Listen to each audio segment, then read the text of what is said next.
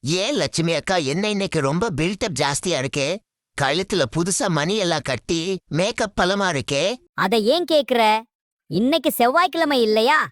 என்னை குளிப்பாட்டி மஞ்சள் பூசி ஊரே கும்பிடுவாங்க. அந்த கௌரவம் உனக்கு எங்க வரப்போகுது?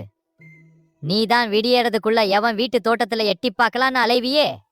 ஓஹோ, இதுதான் அந்த செல்ஃப் ரெஸ்பெக்டா? நாங்க அப்படி இல்ல அக்கா. நாங்க ஃப்ரீடம் ஃபைட்டர்ஸ். எங்களை எவனாவது கட்டி போட முடியுமா? அப்படியே கட்டினாலும் அந்த கைத்தையே கடிச்சிட்டு புட்டு பக்கத்து வீட்டு முருங்க மரத்தை முட்டை அடிக்கிறதுல இருக்கிற சந்தோஷமே தனி. அதான் உன் புத்தி. ஒரு இடத்துல நிம்மதியா நிக்க தெரியாது. மனுஷங்க உன்னை பார்த்தா பிரியாணி ஞாபகம் தான் வரும். ஆனா என்ன பார்த்தா கை எடுத்து கும்பிடுவாங்க. அக்கா, அங்கதான் நீ தப்பு பண்ற. உன்னை கும்புறதெல்லாம் பால் வர்ற வரைக்கும் தான்.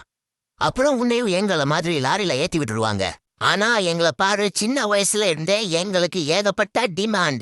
எங்களை வெட்டுறதுக்கு கூட ஒரு விசேஷம் வேணும். நாங்க செலிபிரிட்டி மாதிரி. போடாமடையா.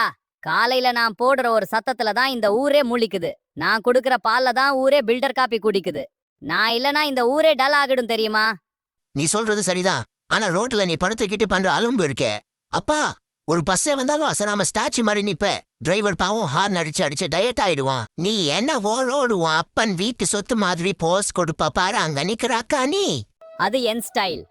எனக்கு பின்னாடி ஒரு கூட்டமே நிக்கும் போது வர்ற கெத்தே தானி. முதல்ல அந்த வாயில இருக்கிற பழைய பிளாஸ்டிக் கவரை துப்பு. அது மேல ஒட்டி இருக்கிற எண்ணெய்க்காக அதே மென்று இருக்க. உன்னை பார்த்தாலே பாவனு தோணுது. இது ஜஸ்ட் ஒரு சைடு டிஷ் தானக்கா. மெயின் டிஷ் அந்த ஓரம் இருக்கிற துணி துவைக்கிற அக்கா வச்சிருக்க வாஷிங் சோப்பு தான். இன்னைக்கு அது ஒரு கை பார்க்க வர மாட்டேன். வர்றேன், டாட்டா. ஐயோ, இவன் திருந்தவே மாட்டான். போய் அந்த அக்கா கிட்ட விளக்கு மாத்தால நல்லா ஆடி வாங்கு.